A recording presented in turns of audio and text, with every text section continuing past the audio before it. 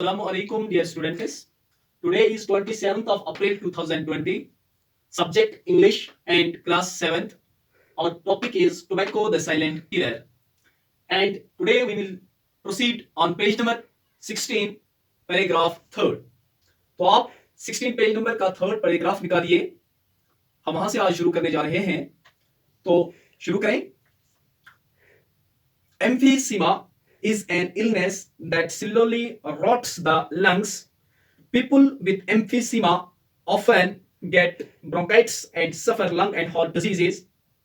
Cigarette smoking during pregnancy increases the risk of low birth weight and even premature babies. Even passive smokers inhaling smoke because of proximity to a smoker also run the risk of developing many diseases in comparison to active smokers. People who smoke run a higher risk of cancer. In Kashmir, people consume tobacco by inhaling smoke from the hookah, which in the native language is called jijir. Now, page number 17. Life is precious. Life is precious. To live a healthy and fit life, one should take a balanced diet, lot of water, and exercise daily. There is a lot of campaigning going around the world against smoking. The unfortunate reality is that many youngsters are getting addicted to this harmful habit, little knowing the cost they shall have to pay in the long run. Even cigarette packs have warning lines written on them: smoking causes cancer.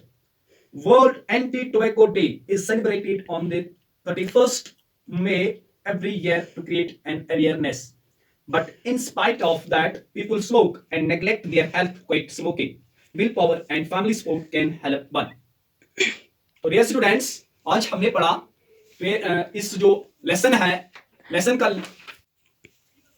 आज हमने पढ़ा page number 15 से कि emphysema एक बीमारी है जो कि हमारे जो स्मोकिंग करते हैं उनके लंग्स को रॉट करता है, डिके करता है, डिकम्पोज करता है, सड़ा देता है। इतना ही नहीं, जो ट्यूब्स ऑक्सीजन लंग्स तक पहुंचाते हैं उनको कहते हैं ब्रोंकियल ट्यूब्स, उनको भी इफेक्ट करता है। उस बीमारी को ब्रोंकाइटिस कहते हैं। लंग्स को हार्ट प्रॉब्लम्स क्रिएट करता है। सिगरेट स्मोकिंग, अगर कोई औरत जो प्रेग्नेंट हो वो स्मोकिंग करे तो उससे क्या होता है, उसका जो पेट में बच्चा होता है वो वक्त से पहले ही उसको बाहर निकालना पड़ता है। प्रीमेच्योर बेबीज पैदा होते हैं और उसका वेट कम होता है, बच्चे का लो बर्थ वेट होता है जो कि होना चाहिए। तो बहुत सारी बीमारियां उसमें उस बच्चे में मुंतकिल हो जाती हैं स्मोकिंग की वजह से। जो पैसिव स्मोकर्स हैं, जो खुद स्मोकिंग नहीं करते बल्कि जो स्मोकिंग करता है आदमी उसके साथ बैठते हैं, उसको कहते हैं पैसिव स्मोकर। उसमें भी बहुत सारी बीमारियां पैदा हो जाती हैं। हालांकि वो खुद स्मोकिंग नहीं करता लेकिन स्मोकर के साथ बैठता है। स्मोकर जब धुआं छोड़ता है तो वो भी साथ बैठने की वजह से हवा के साथ वो धुआं अपने अंदर लेता है, तो उससे भी उसमें बहुत सारी बीमारियां पैदा हो जाती हैं। उतनी बीमारियां नहीं होती हैं जितनी कि एक्टिव स्मोकर में जो कि खुद स्मोकिंग करता है उसमें होती, लेकिन पैसिव स्मोकर में भी बहुत सारी बीमारियां होती हैं।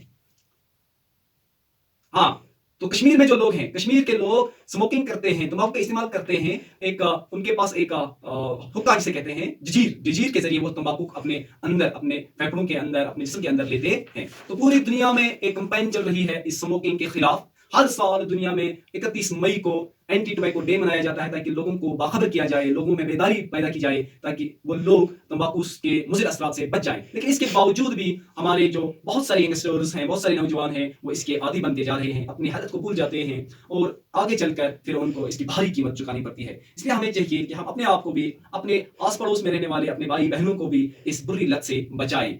उन इस लत में, इस आदत से उनको छुड़ाने के लिए उनका हौसला बढ़ाएं, उनको हिम्मत दें, तभी जाकर हम इस बुरी आदत से अपने समाज को बचा सकते हैं।